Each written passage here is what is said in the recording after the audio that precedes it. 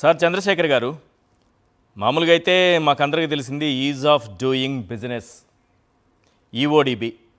రాష్ట్రంలో పరిశ్రమలు రావడానికి మీరు కల్పించేటటువంటి అవకాశాలు, అందులో ఈ దేశంలో అన్ని రాష్ట్రాలతో పోటీపడి ఆ రోజున రాష్ట్రాన్ని నెంబర్ 1 పొజిషన్లో ఒక 3 ఏళ్ల పాటు నిలిపినట్టున్నారు. మీరు అధికారంలో ఉన్న 5 ఏళ్లలో 3 ఏళ్ళు ఈజ్ ఆఫ్ డూయింగ్ బిజినెస్లో నెంబర్ 1 పొజిషన్. కానీ అంతకు మించి స్పీడ్ ఆఫ్ డూయింగ్ బిజినెస్ మేము చేస్తున్నామని పవన్ కళ్యాణ్ గారు అంటున్నారు.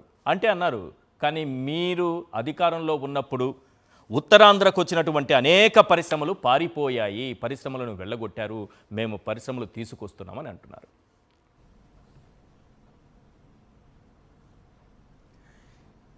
బడాయిలు చెప్పుకోవటం ఈ బాబులకు బాగా అలవాటుగా మారిపోయింది సార్. సరే, అనకాపల్లికి ఈ మిట్టల్ కంపెనీ ఎప్పుడొచ్చింది అనేది ప్రపంచం అందరికీ తెలుసు.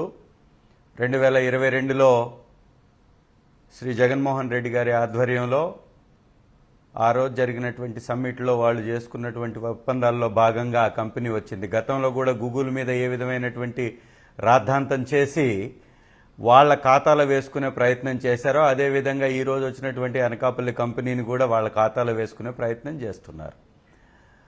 దీంతో పాటుగా మనం ప్రజలు కూడా చాలా క్షుణ్ణంగా గమనిస్తున్నారు సార్. చంద్రబాబు నాయుడు గారి యొక్క ఈ కూటమి పరిపాలన వచ్చిన తర్వాత తెలుగుదేశం, జనసేన, బీజేపీ ఎమ్మెల్యేలు కోడి బొచ్చు పడవేసేటటువంటి కోడి బొచ్చు దగ్గర నుంచి సిమెంటులో వచ్చేటటువంటి ఆ ఫ్యాక్టరీల వేస్ట్ అంటే బూడిద దాకా బాహాబాహిగా కుస్తీలు పట్టుకుంటున్నారు ఈ నేతలు. వాటి కమిషన్ల కోసం కోడి షాపుల దగ్గర, చికెన్ సెంటర్ల దగ్గర కమిషన్ల కక్కుర్తి. అహోబిలం ఏదైతే ఆళ్లగడ్డ ఒక ఫేమస్ టెంపుల్ ఉందో, అవును, అహోబిలంలో ఎవరైతే భిక్షగాళ్ళు ఉంటారో, భిక్షాటన చేస్తారో, భిక్షాటన చెయ్యడానికి కూడా కమిషన్లు ఇవ్వాలంటే ఎమ్మెల్యే గారికి. ఇంకెంత విచిత్రమో చూడండి వీళ్ళది. ఈ కితకితలు పవన్ కళ్యాణ్ గారు పెడుతూనే ఉంటారు, కానీ చికెన్ షాపుల దగ్గర, ఇసుక వ్యాపారస్తుల దగ్గర, మైనింగ్ వాళ్ళ దగ్గర, ఈ సిమెంట్ ఫ్యాక్టరీల దగ్గర కమిషన్ల కక్కుర్తితోటి స్పీడ్ ఆఫ్ బిజినెస్ బాగానే చేస్తున్నారు కదా మరి వాళ్ళు. చంద్రబాబు నాయుడు గారికి సంబంధించినటువంటి బినామీ గ్యాంగులు వీర విహారం చేస్తూ ఈ రాష్ట్రంలో ఉన్నటువంటి మద్యం దుకాణాలు వాళ్ళు చేజిక్కించుకొని స్పీడ్ ఆఫ్ బిజినెస్లో ఒకటికి 100 పర్మిట్ రూములు పెట్టి, ఒకటికి 1000 బెల్ట్ షాపులు పెట్టి స్పీడ్ ఆఫ్ డూయింగ్ బాగా చేస్తున్నారు కదా లిక్కర్ షాపుల్లో.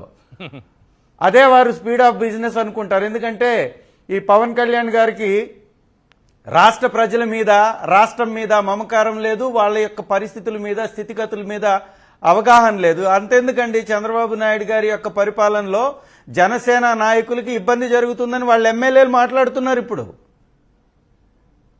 ఇవాళ పశ్చిమ గోదావరికి చెందినటువంటి ఒక ఎమ్మెల్యే మా యొక్క జనసేన ఎమ్మెల్యేలకి, జనసేన నాయకులకి తెలుగుదేశం ఎమ్మెల్యేల వలన ఇబ్బంది జరుగుతుందని వారు మాట్లాడారు. అదేవిధంగా గుంటూరుకు సంబంధించినటువంటి ఎమ్మెల్యే కూడా మాట్లాడాడు, జనసేనకు సంబంధించినటువంటి ఒక నాయకుడు కూడా మాట్లాడాడు. అంటే వాళ్ళ సొంత పార్టీలో సరిదిద్దుకోలేనటువంటి ఈ పవన్ కళ్యాణ్ గారు ఏకంగా పార్టీ మీద ఒక వ్యక్తి వచ్చి దాడి చేశాడండి మొన్న. అది కూడా జైలుకి గోడలు కడతారు చూడండి, ఆ విధంగా సిమెంట్ గోడలు, ఇనప రాడ్లు వేసేసి కంకర్ గోడలు నిర్మించినటువంటి ఆ గోడల్ని దూక్కొని మరీ వచ్చి వాళ్ళ ఆఫీసులో దాడి చేసిపోయాడు అధికారంలో ఉన్నప్పుడు. అంటే ఎంత కడుపు మండిపోయి ఉంటుంది ఆ వ్యక్తికి. చంద్రబాబు నాయుడు గారు అదే పనిలో ఉన్నారు. నిరుద్యోగులకు ఉద్యోగం ఇస్తామని చెప్పి ఇవాళ మాట్లాడుతున్నారు. ఇవాళ విశాఖ ఉక్కు గవర్నమెంట్ కంపెనీ, దాన్ని మీరు ప్రైవేటీకరణ చేయడానికి సిద్ధపరిచి అక్కడ ఉన్నటువంటి లక్షలాది ఉద్యోగస్తుల బతుకుల్ని రోడ్డు పాలు చేస్తూ, ఇంకొక ప్రభుత్వం నుంచి రావాల్సినటువంటి కడప స్టీల్ ప్లాంట్, ఈ 2 గవర్నమెంట్కి సంబంధించినటువంటి స్టీల్ ప్లాంట్లని తరిమివేసి ఇవాళ ప్రైవేట్ కంపెనీ, అది కూడా మా హయాంలో పునాదులు పడ్డటువంటి, మా హయాంలో దాని రాకకి పునాదులు పడ్డటువంటి కంపెనీని ఇవాళ మీ ఖాతాలో వేసుకునేటటువంటి ప్రయత్నం చేయడం అనేది ఇది సిగ్గుచేటని వీళ్ళకి అనిపించకపోవడం అనేది వారి యొక్క నైజం. ఎందుకంటే వారికి ప్రజలేమనుకుంటున్నారు? సంబంధం లేదు. నిరుద్యోగుల పరిస్థితుల మీద సంబంధం లేదు. అందుకే జాబ్ క్యాలెండర్ అని ఒక జోక్ క్యాలెండర్ ఇచ్చారు మొన్న. ఆ క్యాలెండర్లో డేట్లు తప్ప ఉద్యోగస్తుల డేటా లేదు. 41 నోటిఫికేషన్లతో 10,000 ఉద్యోగాలు ఇవ్వడానికి భయంకరమైనటువంటి ప్రచారం, పెద్ద పెద్ద ఆర్టికల్స్ వేసుకొని ప్రచారం చేసుకోవడం. నిరుద్యోగులకి ఉద్యోగాలు ఇవ్వాలనేటటువంటి బాధ ఉంటే కదా 6 లక్షల ఉద్యోగాలు ఇచ్చారని చెప్పుకుంటున్నాడు అసెంబ్లీ సాక్షిగా, అలాగే అనేక వేదికల మీద చెప్పుకుంటున్నాడు. 30,000 ఉద్యోగాలు ఇచ్చామని, గవర్నమెంట్లో ఇచ్చామని చెప్పుకుంటున్నాడు. ఏ ఒక్క సంస్థలో, ఏ ఒక్క వ్యవస్థలో, ఏ ఒక్క వ్యక్తికి ఒక్క సింగిల్ ఉద్యోగం ఇచ్చారు? ఆ ఉద్యోగం పక్కన పెట్టండి సార్. సింగిల్ పెన్షన్ ఇయ్యలేనటువంటి దద్దమ్మ ప్రభుత్వం ఇది. చాతగాని చావలేని ప్రభుత్వం ఒక కంపెనీని కొత్తగా తెస్తుందండి. ఏ కంపెనీని తీసుకొచ్చింది? ఈ రాష్ట్రంలో చంద్రబాబు నాయుడు గారు ముఖ్యమంత్రిగా అనేక సందర్భాల్లో అయ్యారు. అయిన సందర్భంగా వారు తీసుకొచ్చినటువంటి ఒకే ఒక్క కంపెనీ పేరు చెప్పమనండి. ఆ రోజు జాకీ వెళ్ళిపోయింది, జాకీ వెళ్ళిందని జోకులు వేసినటువంటి వీళ్ళు ఇవాళ కంపెనీలను వాళ్లే తరిమేస్తున్నారు. కోకోకోలా కంపెనీ వెళ్ళిపోవడానికి కారణం వీళ్ళ కమిషన్ల కక్కుర్తి. చెట్టినాడు మూసివేయడానికి కారణం కమిషన్ల కక్కుర్తి. పల్నాడు కానీ రాయలసీమలో కానీ వీళ్ళు బాహాబాహికి తిరుగుతూ ఏకంగా ట్రాన్స్పోర్ట్ కూడా అండి, ఏదైతే కంపెనీల్లో తయారైనటువంటి సరుకును తరలించేటటువంటి ట్రాన్స్పోర్ట్ కూడా వాళ్ళకే ఇవ్వాలి. ఇసుకను తరలించేటటువంటి ట్రాన్స్పోర్ట్ వీళ్ళకే కావాలి. లిక్కర్ తరలించేటటువంటి ట్రాన్స్పోర్ట్ వీళ్ళకే కావాలి. కాదేది అనర్హం అన్నట్టుగా మట్టి దగ్గర నుంచి మద్యం దాకా, బూడిద దగ్గర నుంచి కోడి వేస్టేజ్ దాకా వ్యాపారం చేస్తూ అదే స్పీడ్ ఆఫ్ డూయింగ్ బిజినెస్ అనుకోవడం వారి యొక్క తెలివి తక్కువ విధానానికి. నిన్న చంద్రబాబు నాయుడు గారు మాట్లాడుతూ 20 నెలల కాలంలో 20.35 20,35,000 కోట్లు పెట్టుబడులు తీసుకొచ్చాం. 22 లక్షల మందికి ఉద్యోగాలు రాబోతున్నాయి వచ్చే 3 ఏళ్లలో. తెచ్చుకొని ఉంటాడు సార్. అడ్డదారుల్లో ప్రభుత్వాన్ని అడ్డం పెట్టుకొని తన వ్యవస్థలైనటువంటి ఈ హెరిటేజ్కి కానీ, మొన్న రీసెంట్గా చూసాం కదా, హెరిటేజ్ విస్తరణ కోసము వీరు డబ్బులు ప్రభుత్వం నుంచి ఇవ్వడం, దానిలో వచ్చే ఉద్యోగాలు 30 అయితే కోట్ల రూపాయల పెట్టుబడి దానికి ఇస్తున్నట్టుగా, కోట్ల రూపాయల రాయితీ దానికి ఇస్తున్నట్టుగా మనం పేపర్లలో చదివాం. అంటే ఈ వచ్చినటువంటి పెట్టుబడులంతా కూడా నిరుద్యోగులకు భృతి ఇవ్వడానికి కాదు, వీళ్ళు భృతి పొందడానికి. చంద్రబాబు నాయుడు గారు ఈ దేశంలో అత్యంత ధనవంతుడైనటువంటి ముఖ్యమంత్రి అయ్యాడు. చంద్రబాబు నాయుడు గారి కొడుకు ఈ దేశంలోనే అత్యంత ధనవంతుడైనటువంటి మంత్రి అయ్యాడు. చంద్రబాబు నాయుడు గారి మంత్రులు ఈ దేశంలో అత్యంత ధనవంతులైన మంత్రులు అయ్యారు. చంద్రబాబు నాయుడు గారికి కొమ్ము కాస్తున్నటువంటి పవన్ కళ్యాణ్ గారు రాజకీయ నిరుద్యోగం నుంచి ఉద్యోగంలోకి వచ్చాడు. పవన్ కళ్యాణ్ గారి అన్నకి ఉద్యోగం వచ్చింది ఎమ్మెల్సీగా. సో వారికి ఉద్యోగాలు వచ్చాయి, నిరుద్యోగ భృతి వచ్చింది. వారు ఆర్థికంగా, రాజకీయంగా బలపడుతూ వారి బలాన్ని పెంచుకుంటూ అదే ప్రజలకు పెరుగుతున్నట్టుగా ప్రచారం చేసుకుంటూ పబ్బం గడిపేస్తూ ఉన్నారు. ఇవాళ రాజకీయంగా పతనం వైపు అడుగులు వేస్తుంది. వాళ్ళు గమనించుకోలేనటువంటి పరిస్థితిలో ఉన్నారు. గమనించుకోలేనటువంటి పరిస్థితుల్లో ఎన్ని లక్షల కోట్ల పెట్టుబడులు తెచ్చినా కనపడుతుంది. ఎన్ని ఉద్యోగాలు ఇచ్చినా, ప్రభుత్వ ఉద్యోగాలు కావచ్చు, ప్రైవేటు ఉద్యోగాలు కావచ్చు, లేకపోతే ఎన్ని లక్షల కోట్ల పెట్టుబడులు తెచ్చినా, ఎన్ని ఉద్యోగాలు ఇచ్చినా, ఎన్ని పరిశ్రమలు స్థాపించినా మీరు చెప్పుకోలేకపోవడం, పరిశ్రమలు పారిపోయాయని వాళ్ళు పదే పదే చెప్పటం జనంలోకి బాగా వెళ్ళిందా లేదా? ఈ రోజు లేనివి కూడా మేము 20 లక్షల కోట్లు పెట్టుబడులు తెచ్చేసాం, 20 లక్షల మందికి ఉద్యోగాలు ఇచ్చేసాం అని చెప్పుకుంటున్నారు. సార్ వాస్తవానికి గతంలో మేము చేసినటువంటి పొరపాటు అయితే వాస్తవము, ఒప్పుకోవాల్సిందే. ఈరోజు రాష్ట్రంలో ప్రతి గ్రామంలో సచివాలయ వ్యవస్థ ఉంది. ఎవరిచ్చారు సార్ ఆ ఉద్యోగాలు?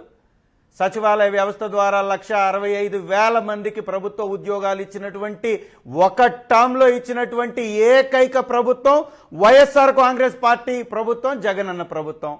ఇచ్చారా ఎవడన్నా?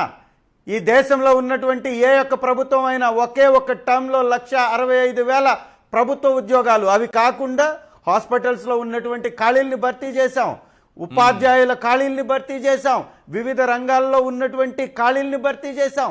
దాదాపు 6 లక్షల పైచీలకు ప్రభుత్వ ఉద్యోగాలు ఇచ్చాం సార్. చరిత్ర లేదు. చంద్రబాబు నాయుడు గారికి ఈ రోజు కూడా చెప్పుకోవడానికి ఒక 50,000 ఉద్యోగాలు ఇచ్చానన్నటువంటి ఒక టర్మ్ లేదు 5 సంవత్సరాల కాలంలో అతనికి. ఈరోజు ముక్కుతూ మూలుగుతూ 3 సంవత్సరాల తర్వాత 3వ ఉగాదికి ఇచ్చినటువంటి ఆ జాబ్ క్యాలెండర్ని చూస్తే 10,000 ఉద్యోగాలు. వారు చెప్పిన ప్రకారమే లక్షల ఉద్యోగాలు ఖాళీ ఉన్నాయని గతంలో ప్రతిపక్షంలో ఉన్నప్పుడు చంద్రబాబు నాయుడు గారు అనేక వ్యవస్థల గురించి, ఏకంగా పోలీస్ వ్యవస్థలో 11,000 ఉద్యోగాలు ఖాళీలు ఉన్నాయన్నాడు. మరి 2,700 ఉద్యోగాలకే నోటిఫికేషన్ ఎందుకు ఇస్తానని చెప్తున్నాడు? మరి ఖాళీలు ఉన్నటువంటి పోలీసులు ఎవరి ద్వారా భర్తీ చేయాలి? ఆ ఖాళీలు చేయరా? ఇది ఒక ఎగ్జాంపుల్ మాత్రమే. అదేవిధంగా రాష్ట్రంలో అనేక వ్యవస్థలు ఉన్నాయి, ప్రతి వ్యవస్థలో ఖాళీలు ఉన్నాయి. లక్షల ఉద్యోగాలు మేము ఇస్తాం, 20 లక్షల ఉద్యోగాలు ఇస్తాము, ప్రతి సంవత్సరం 4 లక్షలు తగ్గకుండా ఇస్తామన్నారు కదా చంద్రబాబు నాయుడు గారు. మరి అలాంటి జోకులు కితకితలు పెట్టినటువంటి ఈ పవన్ కళ్యాణ్, చంద్రబాబు, లోకేష్ గారు నారావారు నీరోవారు లాగా పిడేలు వాయించుకోకపోతే ఈ జాబులు ఇచ్చేవాళ్ళు కదా. ఇవాళ ప్రజలు ఏమైనా పడవలేదు, ప్రజలకు ఎన్ని బాధలున్నా పర్వాలేదు, అసెంబ్లీలో పిడేలు వాయించుకుంటూ మీరు ఎమ్మెల్యే 6,30,000 ఉద్యోగాలు ఇచ్చామని చెప్పారు అసెంబ్లీ సాక్షిగా. చంద్రబాబు నాయుడు గారు చెప్పారు, లెక్కతో సహా చెప్పుకుంటూ వచ్చారు. మీరు చూసారా లేదా? బ్రేకప్ ఇచ్చారు. గోబల్స్ ప్రచారం ఈ ప్రపంచంలో అత్యంత ప్రాముఖ్యంగా, అంటే తప్పులు అబద్ధాలు చెప్పడంలో, అసత్యాలు చెప్పడంలో గోబెల్స్ ఒక ట్రెండ్ మార్క్ అనుకుంటారు అందరూ. అట్లాంటి ఆ ట్రెండ్ సెట్టర్ని కూడా వెనక్కి నెట్టేసినటువంటి వ్యక్తి చంద్రబాబు నాయుడు గారండి. అబద్ధాలు, అసత్యాలు, లేనివి ఉన్నట్టు, ఉన్నవి లేనట్టు, చెయ్యనివి చేసినట్టు, వేరే వాళ్ళు చేసినటువంటి పనిని తన ఖాతాలో వేసుకోవటం అనేది ఆయనకు వెన్నతో పెట్టినటువంటి విద్య. అందుకే చూడండి, ఆయన ఉన్నటువంటి పార్టీ ఆయనది కాదు, ఆ హెరిటేజ్ ఇప్పుడు ఏదైతే ఆయన యూనిట్ ఉందో అది ఆయనది కాదు. ఆ రోజు ఏదో మోహన్ బాబు గారు పెట్టినటువంటి వ్యవస్థ అని కూడా నేను చూశాను, నేను విన్నాను. అవును, నడుపుతున్నటువంటి పార్టీ అతనిది కాదు, నడుపుతున్నటువంటి ఫ్యాక్టరీ అతనిది కాదు. ఈ రోజు అధికారంలో రావడానికి కూడా అతని యొక్క శక్తి కూడా కాదు. పక్కనున్నటువంటి ఆ బీజేపీనో, ఆ పక్కనున్నటువంటి ఆ జనసేననో ఈ రాజకీయ నిరుద్యోగులందరినీ కలుపుకొని మా మీద తప్పుడు ప్రచారం చేసి, మేము చేసినటువంటి ఒప్పులను కూడా తప్పులుగా చూపించి, మేము ఈ రాష్ట్రానికి తెచ్చినటువంటి మంచిని ఈ చరిత్రలో ఉందా సార్? 4 పోర్టులు నిర్మించాలని ఈ వ్యక్తికి ఎందుకు అనిపించలేదు? 17 మెడికల్ కాలేజీలు కట్టాలని ఈ చంద్రబాబు నాయుడు గారికి ఎందుకు అనిపించలేదు? ప్రతి ఊరికి ఒక సచివాలయం తేవాలని ఈ చంద్రబాబు నాయుడు గారికి ఎందుకు అనిపించలేదు? ఈ ప్రతి విలేజ్ కి ఒక విలేజ్ క్లినిక్ తేవాలని ఈ చంద్రబాబు నాయుడు గారికి ఎందుకు అనిపించలేదు? ఈ రాష్ట్రంలో ఉన్నటువంటి ప్రతి నిరుద్యోగికి ఉద్యోగం ఇవ్వాలనేటటువంటి ఒక దృఢ సంకల్పంతో వైఎస్ఆర్ కాంగ్రెస్ పార్టీ పనిచేసి వ్యవసాయ రంగాన్ని కూడా ఆర్బీకే సెంటర్లను పెట్టి పరుగులు పెట్టించింది. విత్తనం దగ్గర నుంచి పంట కొనుగోలు దాకా ప్రతి వ్యవస్థని పరుగులు పెట్టించింది. ఆక్వా రంగంలో ఆక్వా కల్చర్ని డెవలప్ చేయడానికి ఎన్ని ల్యాబుల్ని తీసుకొచ్చింది. సో వ్యవసాయ ఆధారిత రాష్ట్రమైనటువంటి ఆంధ్రప్రదేశ్ని అభివృద్ధి చేయడానికి అటు రైతుల్ని, ఇటు మహిళల్ని, ఇటు నిరుద్యోగుల్ని, ఇటు ఉద్యోగస్తుల్ని, ప్రతి అంశంతో పాటు ఈజ్ ఆఫ్ డూయింగ్ బిజినెస్ లో నంబర్ 1 స్థానంలో, ఈ దేశంలోనే నంబర్ 1 స్థానంలో ఏపీ రాష్ట్రాన్ని పరుగులు పెట్టించినటువంటి, నిలిపినటువంటి ఘన చరిత్ర వైఎస్ఆర్ కాంగ్రెస్ పార్టీది, జగన్మోహన్ రెడ్డి గారిది. అయితే డబ్బా కొట్టుకోవడము, డబ్బా కబుర్లు చెప్పుకోవడం తప్ప నేను ఈ 20 సంవత్సరాల్లో ముఖ్యమంత్రిగా ఈ పని చేశానని చెప్పుకోలేనటువంటి పరిస్థితితోటి ఆయన దిగిపోతాడు. చూడండి, ఒక పథకం ఆయన పేరు చెప్తే గుర్తురాదు, ఒక ఫ్యాక్టరీ గుర్తురాదు, ఒక వ్యవస్థ గురించి గుర్తురాదు, ఒక వ్యవస్థలో తీసుకొచ్చినటువంటి గొప్ప సంస్కరణలు గుర్తురావు. ఆయన పేరు చెప్తే గుర్తొచ్చేది, చంద్రబాబు నాయుడు గారి పేరు చెప్తే గుర్తొచ్చేది వెన్నుపోటు తప్ప, వెన్నుపోటు రాజకీయం తప్ప, మాయా రాజకీయం తప్ప, మాయా కబుర్లు తప్ప ఇంకేమీ ఉండదు అనేది మాత్రం వాస్తవం. అది ప్రజలందరూ గమనించారు. ఇవాళ మేము చెప్పుకోలేకపోయినా కూడా ప్రజలు చెప్తున్నారు, ప్రజలు తిరగబడుతున్నారు, ప్రజలు ప్రశ్నిస్తున్నారు. వారి ఎమ్మెల్యేలని గ్రామాల్లోకి రానివ్వనటువంటి పరిస్థితి ఈ రోజు వస్తుంది. ఎందుకంటే ఇళ్ళు కట్టుకునేటటువంటి ఒక సాధారణ కుటుంబంకి కూడా, మట్టితో ఇళ్ళు కట్టుకునే కుటుంబానికి కూడా మట్టి ట్రాక్టర్కి 100 రూపాయలు చెల్లించాలి. చిన్న ఇళ్ళు కట్టుకుంటుంటే ఇసుక ట్రాక్టర్కి 2,000 చెల్లించాలి. మరి ఇది ఈజ్ ఆఫ్ డూయింగ్ బిజినెస్ కిందకి రాదు కదా, speed of Right. Doing business కిందకే వస్తుంది. Right, చంద్రబాబు నాయుడు Yes, గారి sir. Benami Please. గ్యాంగులు సంపాదించుకోవటానికి మాత్రమే ఈ రాష్ట్రంలో స్పీడ్ ఆఫ్ డూయింగ్ బిజినెస్.